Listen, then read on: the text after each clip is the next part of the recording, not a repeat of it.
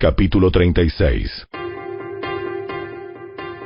Este es el relato de los descendientes de Esaú, también conocido como Edom.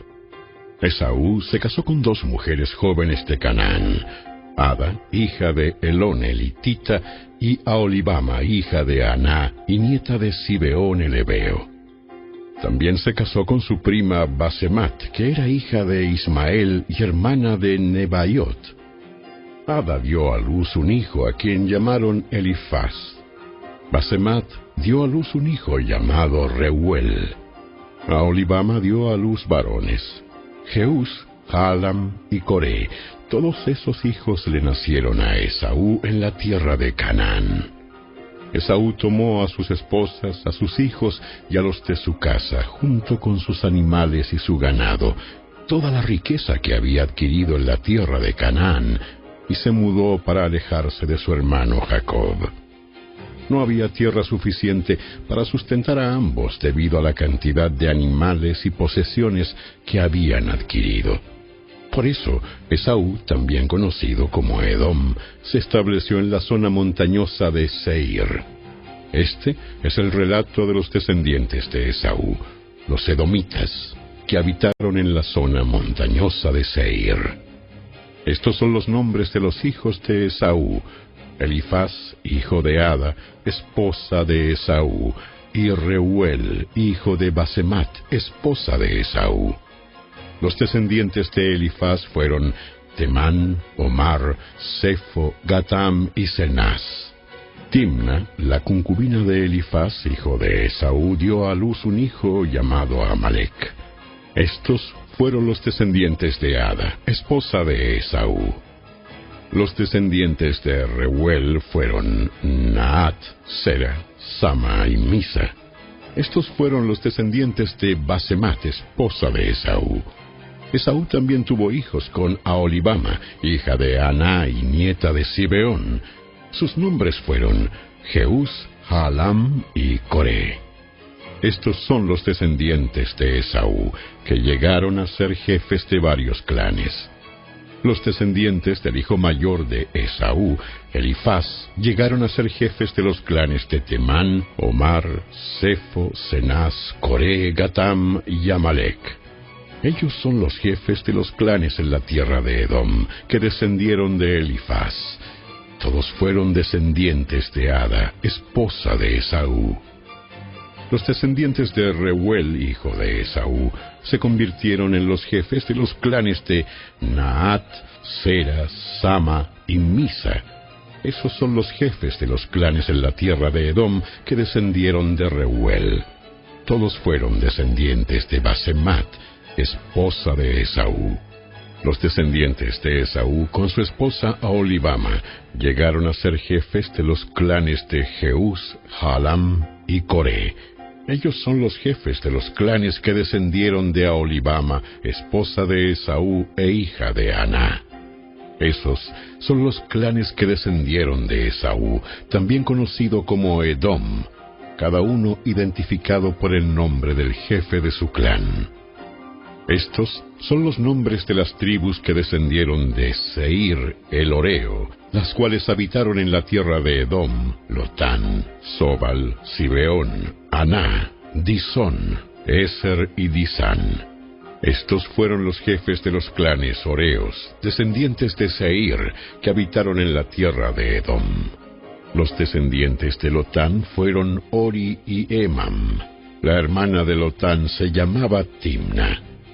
Los descendientes de Sobal fueron Alban, Manaat, Ebal, Sefo y Onam. Los descendientes de Zibeón fueron Aja y Aná.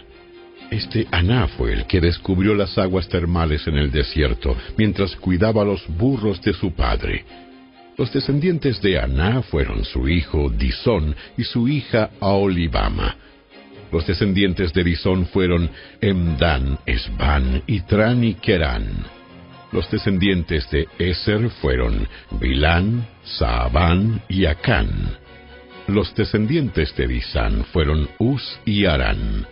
Así que los jefes de los clanes horeos fueron Lotán, Sobal, Zibeón, Aná, Disón, Ezer y Disán. Los clanes Horeos llevan el nombre de sus jefes de clan, los cuales habitaron en la tierra de Seir. Estos son los reyes que gobernaron en la tierra de Edom, antes de que los israelitas tuvieran rey. Bela, hijo de Beor, quien reinó en Edom desde su ciudad de Dinaba. Cuando Bela murió, reinó en su lugar Jobab, hijo de Sera, quien era de Bosra. Cuando Jobab murió, reinó en su lugar Usam, quien era de la región de Temán. Cuando Usam murió, reinó en su lugar Hadad, hijo de Bedad, y gobernó desde la ciudad de Avit. Él fue quien derrotó a los madianitas en la tierra de Moab. Cuando Hadad murió, reinó en su lugar Samla, quien era de la ciudad de Masreca. Cuando Samla murió, reinó en su lugar Saúl, quien era de la ciudad de Rehoboth del río.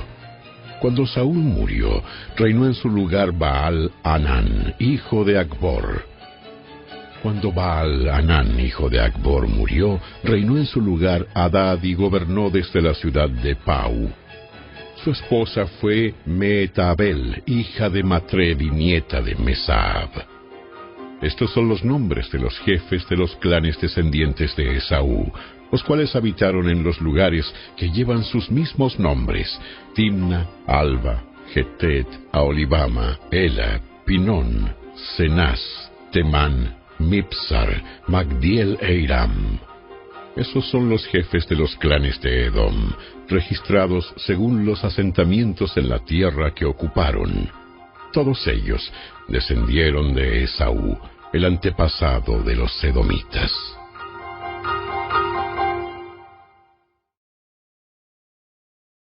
Capítulo 37.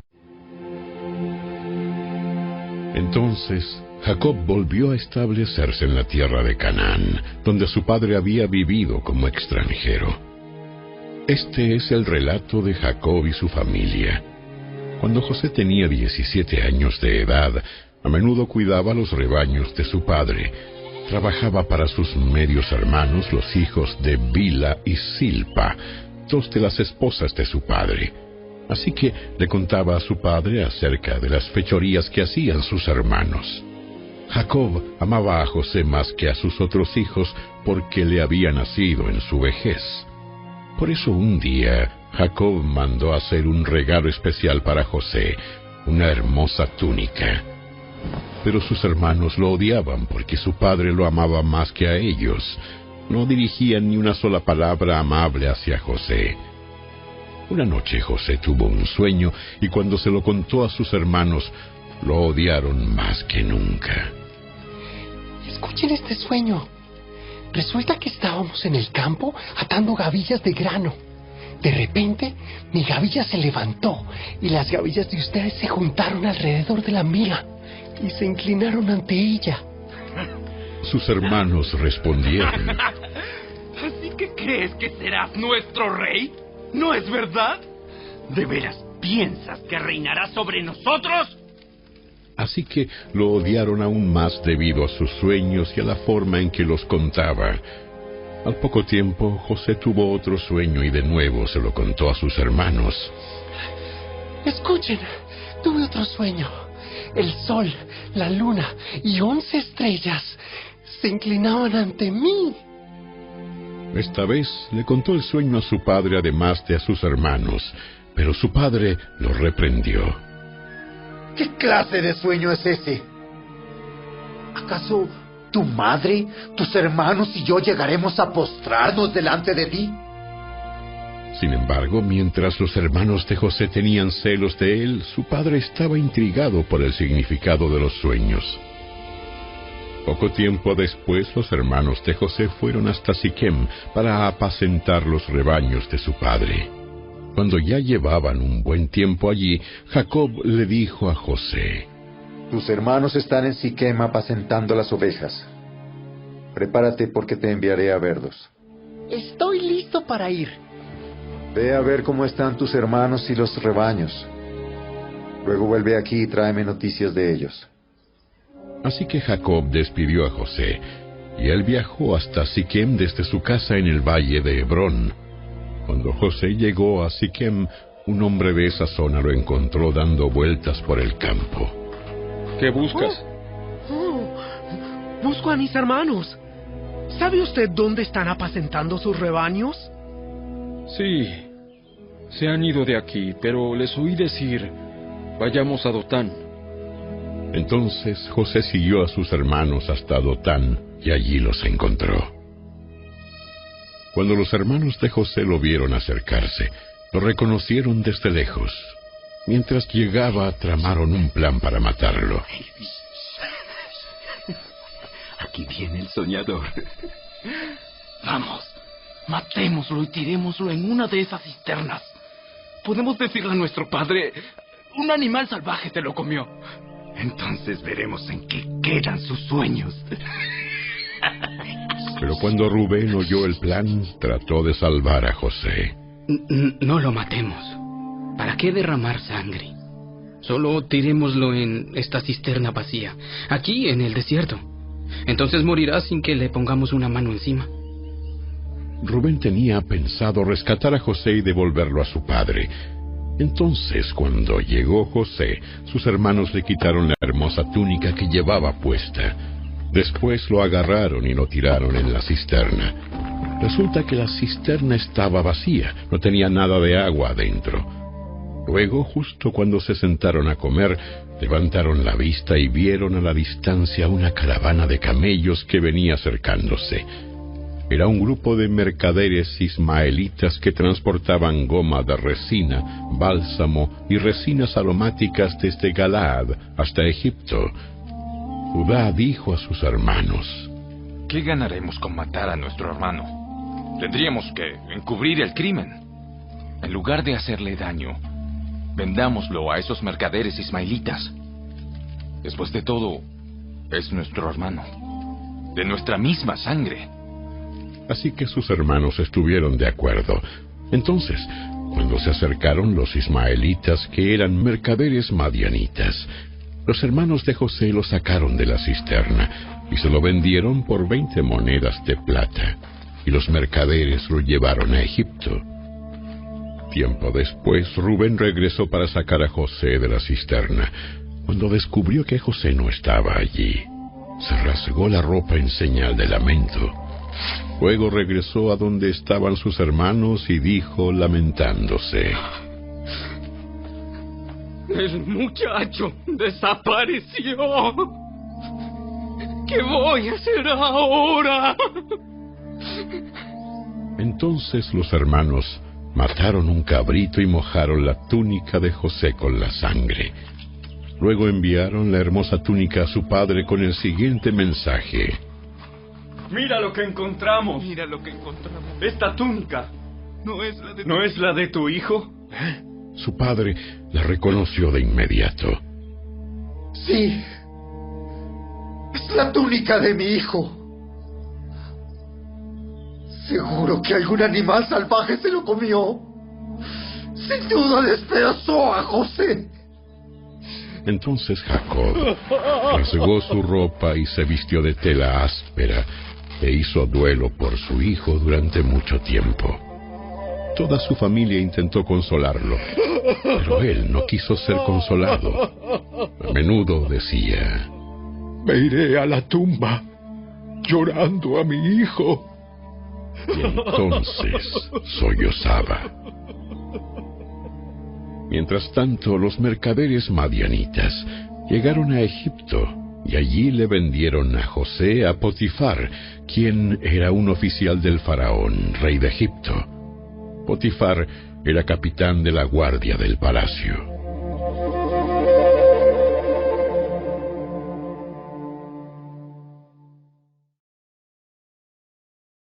Capítulo 38.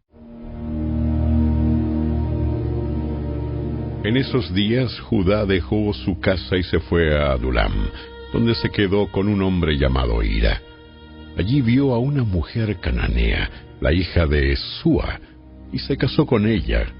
Cuando se acostaron, ella quedó embarazada y dio a luz un hijo y le puso por nombre Después volvió a quedar embarazada y dio a luz otro hijo y le puso por nombre Onán. Además, dio a luz un tercer hijo y lo llamó Sela. Cuando nació Sela, ellos vivían en Kesib. Con el transcurso del tiempo, Judá arregló que su hijo mayor, se casara con una joven llamada Tamar.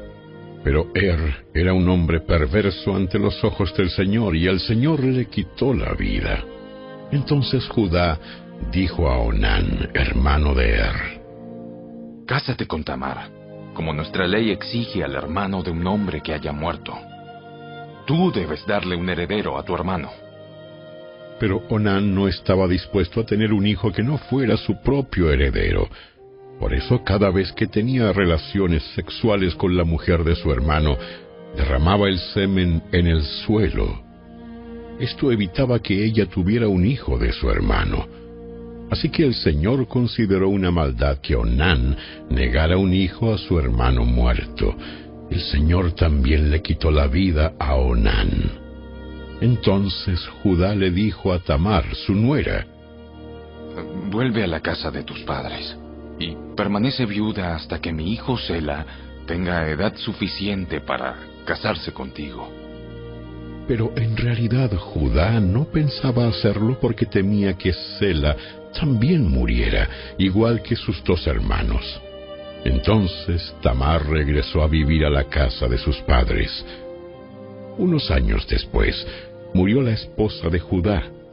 Cumplido el período de luto, Judá y su amigo Hira, el adulamita, subieron a Timna para supervisar la esquila de sus ovejas. Alguien le dijo a Tamar: mira, tu suegro sube a Timna para esquilar sus ovejas.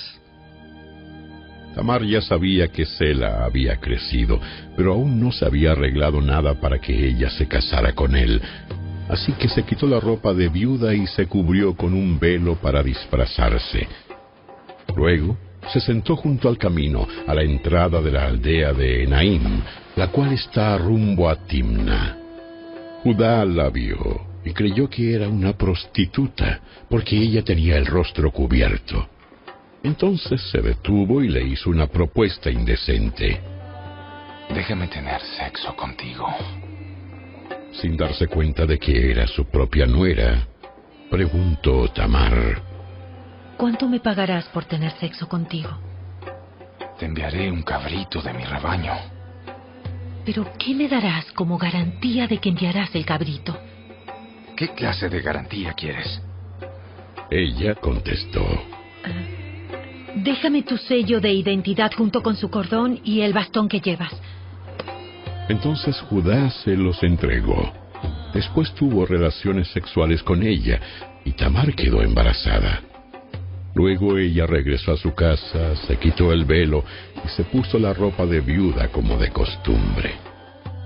Más tarde Judá le pidió a su amigo Hira, el adulamita, que llevara el cabrito a la mujer y recogiera las cosas que le había dejado como garantía, pero Hira no pudo encontrarla. Entonces preguntó a los hombres de ese lugar: ¿dónde puedo encontrar a la prostituta del templo local que se sentaba junto al camino, a la entrada de Enaim? Nunca hemos tenido una prostituta del templo aquí. Entonces Hira regresó a donde estaba Judá y le dijo: no pude encontrarla por ninguna parte, y los hombres de la aldea afirman que nunca ha habido una prostituta del templo pagano en ese lugar. Entonces, deja que se quede con las cosas que le di. Envié el cabrito tal como acordamos, pero tú no pudiste encontrarla. Si regresamos a buscarla, seremos el hazmerreír del pueblo. Unos 3 meses después le dijeron a Judá: tu nuera Tamar se ha comportado como una prostituta, y ahora, como consecuencia, está embarazada. ¡sáquenla y quémenla! Pero cuando la sacaban para matarla, ella envió el siguiente mensaje a su suegro: el dueño de estas cosas fue quien me dejó embarazada. Fíjese bien, ¿de quién son este sello, este cordón y este bastón? Judá los reconoció enseguida y dijo: Ella es más justa que yo, porque no arreglé que ella se casara con mi hijo Sela. Y Judá nunca más volvió a acostarse con Tamar. Cuando llegó el tiempo de que Tamar diera a luz, se descubrió que esperaba gemelos. Durante el parto, uno de los niños sacó la mano, entonces la partera le ató un hilo rojo en la muñeca y anunció: Este salió primero. Pero luego el niño metió la mano de vuelta y salió primero su hermano. Entonces la partera exclamó: Vaya, ¿cómo hiciste para abrirte brecha y salir primero? Y lo llamaron Fares. Luego nació el niño que llevaba el hilo rojo en la muñeca y lo llamaron Sera.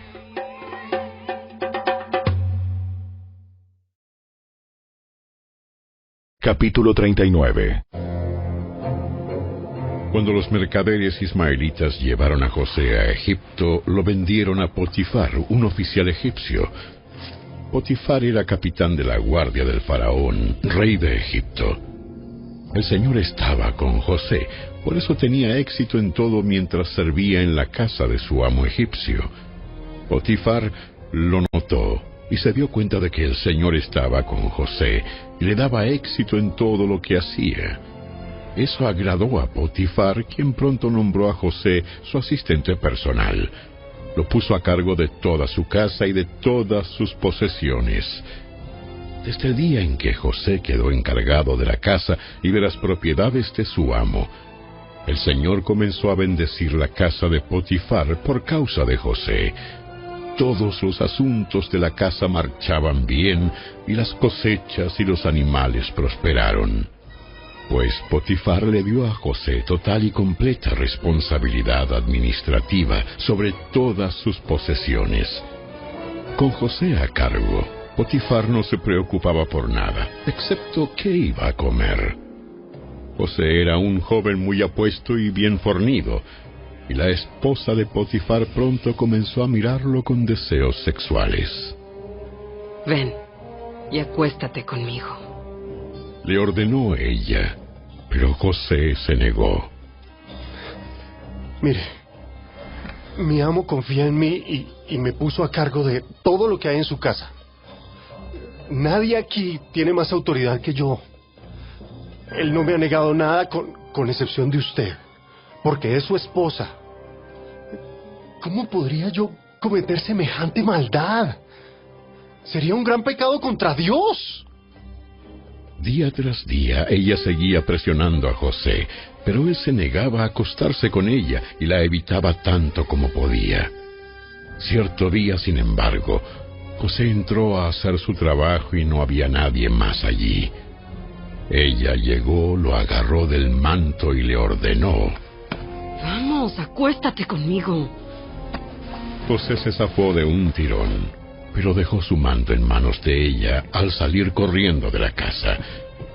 Cuando ella vio que tenía el manto en las manos y que él había huido, llamó a sus siervos. Enseguida, todos los hombres llegaron corriendo. ¡Miren! Mi esposo ha traído aquí a este esclavo hebreo para que nos deje en ridículo. Él entró a mi cuarto para violarme, pero yo grité. Cuando me oyó gritar, salió corriendo y se escapó, pero dejó su manto en mis manos. Ella se quedó con el manto hasta que su esposo regresó a la casa. Luego le contó su versión de lo sucedido. Ese esclavo hebreo que trajiste a nuestra casa intentó entrar y aprovecharse de mí, pero cuando grité, salió corriendo y dejó su manto en mis manos. Potifar se enfureció cuando oyó el relato de su esposa acerca de cómo José la había tratado. Entonces agarró a José y lo metió en la cárcel donde estaban los presos del rey. José quedó allí, pero el Señor estaba con José en la cárcel y le mostró su fiel amor. El Señor hizo que José fuera el preferido del encargado de la cárcel. Poco después, el director puso a José a cargo de los demás presos y de todo lo que ocurría en la cárcel.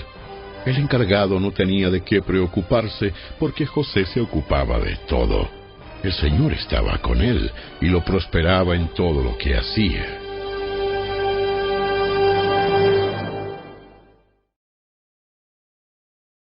Capítulo 40. Pasado un tiempo, el jefe de los coperos y el jefe de los panaderos del faraón ofendieron a su señor el rey. El faraón se enojó con esos dos funcionarios y los puso en la cárcel donde estaba José, en el palacio del capitán de la guardia. Ellos permanecieron en la cárcel durante mucho tiempo, y el capitán de la guardia los asignó a José, quien se ocupaba de ellos. Una noche, mientras estaban en la cárcel, el copero y el panadero del faraón tuvieron cada uno un sueño, y cada sueño tenía su propio significado. Cuando José los vio a la mañana siguiente, notó que los dos parecían preocupados. ¿Por qué se ven tan preocupados hoy? Anoche los dos tuvimos sueños, pero nadie puede decirnos lo que significan. La interpretación de los sueños es asunto de Dios. Vamos, cuéntame lo que soñaron. Entonces el jefe de los coperos fue el primero en contarle su sueño a José. En mi sueño vi una vid delante de mí. La vid tenía 3 ramas, las cuales comenzaron a brotar y a florecer, y en poco tiempo produjo racimos de uvas maduras. Yo tenía la copa del faraón en mi mano. Entonces tomé un racimo de uvas y exprimí el jugo en la copa. Después puse la copa en la mano del faraón. El sueño significa lo siguiente. Las 3 ramas representan 3 días. Dentro de 3 días, el faraón te levantará y te pondrá nuevamente en tu puesto como jefe de coperos. Te pido que te acuerdes de mí y me hagas un favor cuando las cosas te vayan bien. Háblale de mí al faraón para que me saque de este lugar, pues me trajeron secuestrado desde mi tierra, la tierra de los hebreos, y ahora estoy aquí en la cárcel, aunque no hice nada para merecerlo. Cuando el jefe de los panaderos vio que José había dado una interpretación tan positiva del primer sueño, le dijo a José: Yo también tuve un sueño. En mi sueño había 3 canastas de pasteles blancos sobre mi cabeza. En la canasta de arriba había todo tipo de pasteles para el faraón. Pero llegaron las aves y se los comieron de la canasta que estaba sobre mi cabeza. El sueño significa lo siguiente. Las 3 canastas también representan 3 días. En 3 días, el faraón te levantará y atravesará tu cuerpo con un poste. Luego las aves llegarán y picotearán tu carne. 3 días después era el cumpleaños del faraón, quien preparó un banquete para todos sus funcionarios y su personal. Así que llamó al jefe de sus coperos y al jefe de sus panaderos para que se unieran a los demás funcionarios. Entonces restituyó al jefe de los coperos a su cargo anterior, para que volviera a entregar al faraón su copa. Pero el faraón atravesó al jefe de los panaderos con un poste, tal como José había predicho cuando le interpretó el sueño. Sin embargo, el jefe de los coperos del faraón se olvidó de José por completo y nunca más volvió a pensar en él.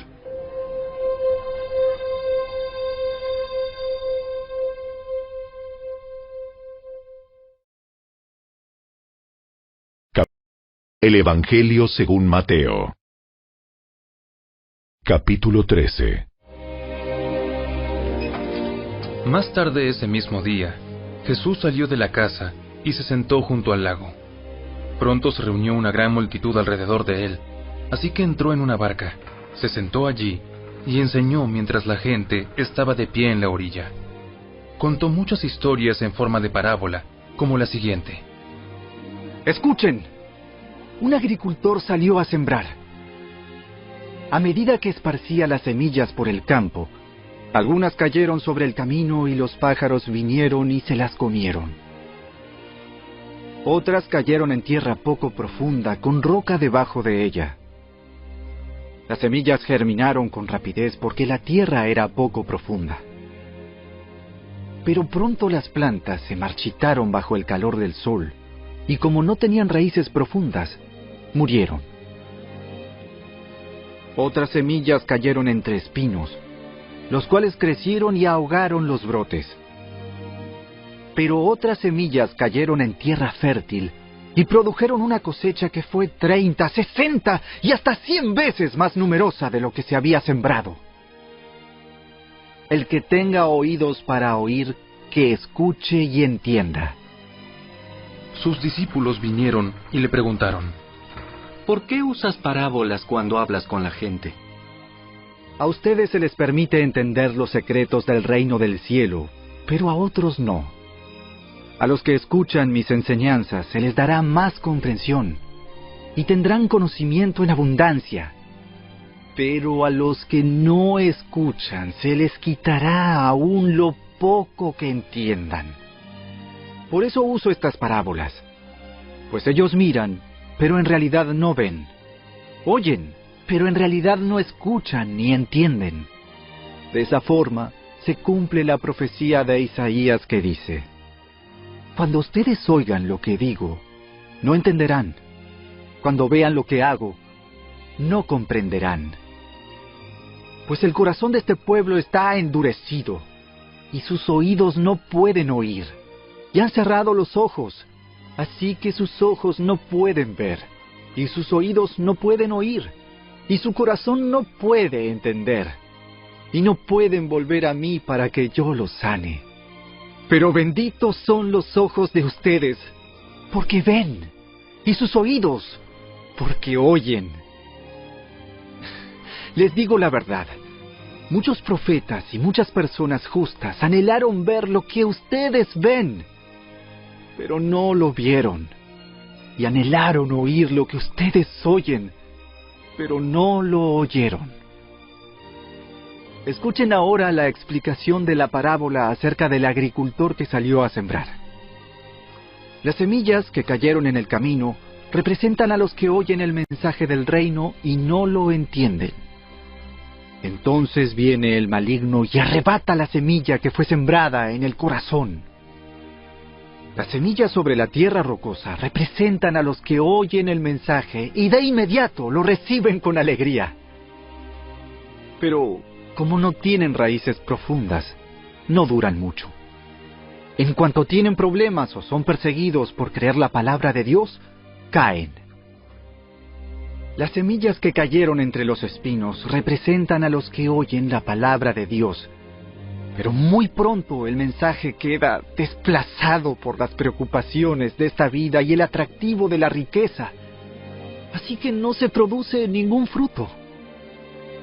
Las semillas que cayeron en la buena tierra representan a los que de verdad oyen y entienden la palabra de Dios, y producen una cosecha 30, 60 y hasta 100 veces más numerosa de lo que se había sembrado.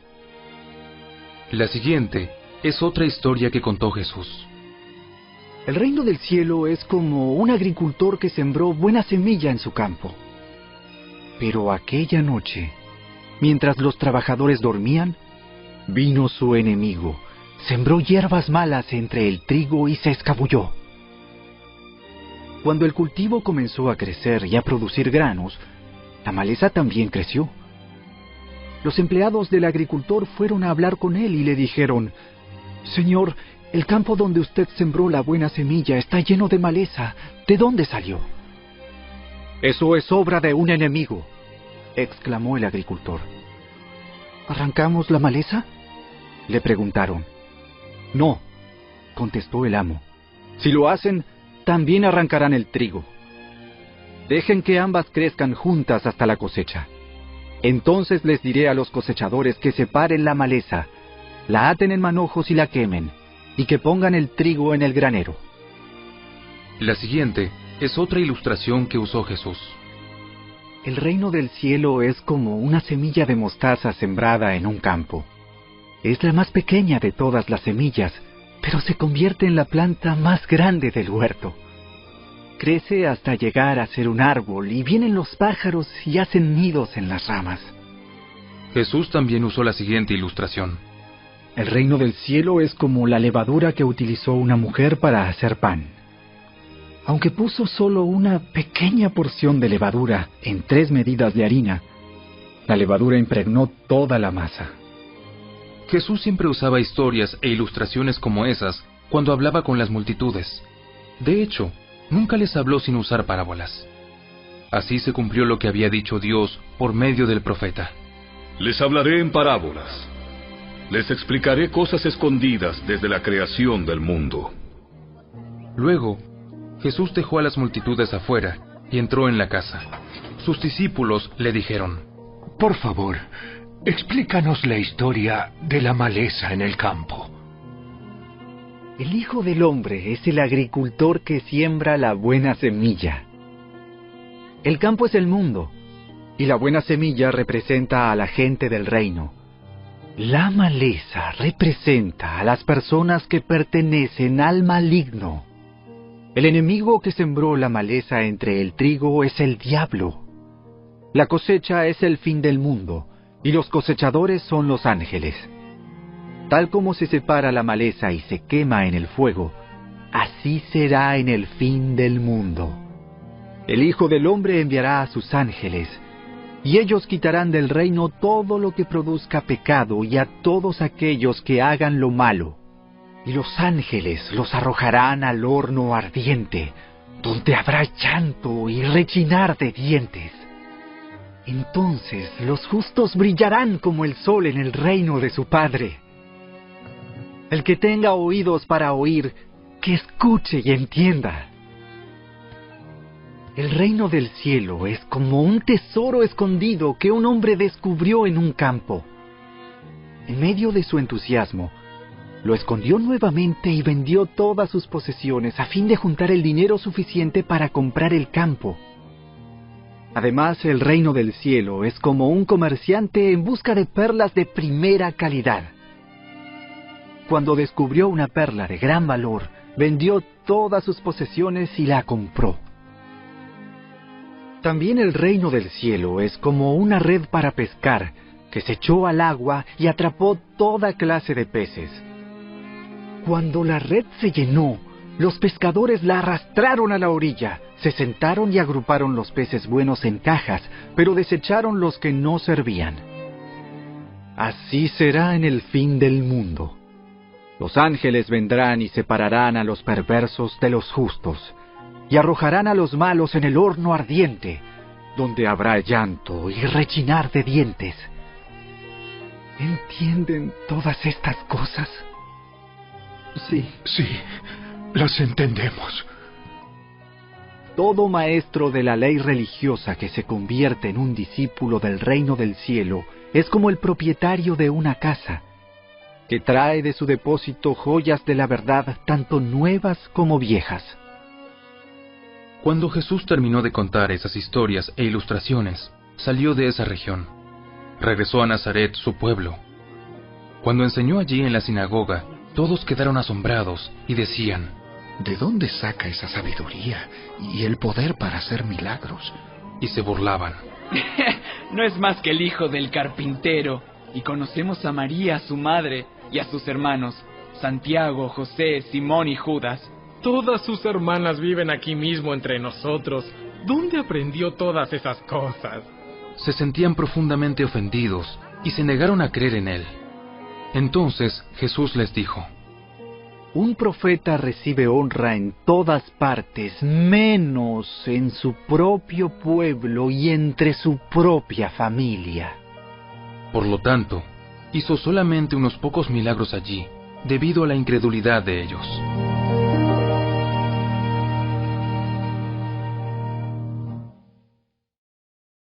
El libro de Proverbios. Capítulo 2.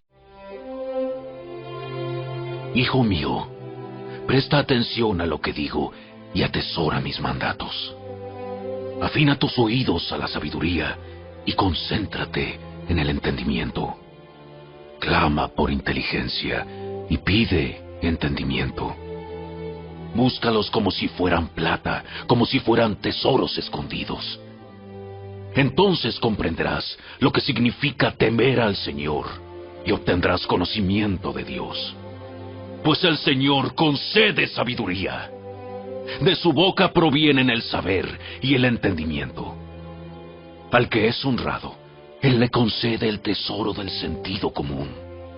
Él es un escudo para los que caminan con integridad. Él cuida las sendas de los justos y protege a los que le son fieles.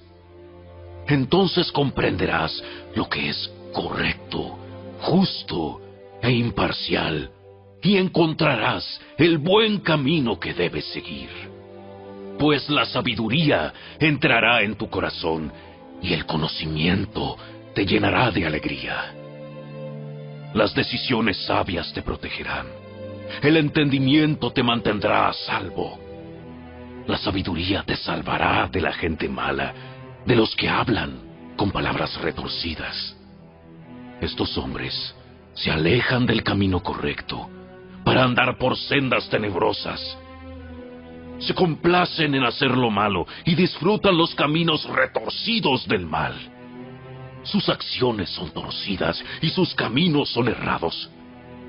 La sabiduría te librará de la mujer inmoral, de las palabras seductoras de la mujer promiscua. Ella abandonó a su marido y no hace caso del pacto que hizo ante Dios. Entrar a su casa lleva a la muerte. Es el camino a la tumba. El hombre que la visita está condenado. Nunca llegará a los senderos de la vida. Tú, en cambio, sigue los pasos de los hombres buenos y permanece en los caminos de los justos. Pues solo los justos vivirán en la tierra y los íntegros permanecerán en ella. Pero los perversos serán quitados de la tierra y los traidores serán arrancados de raíz.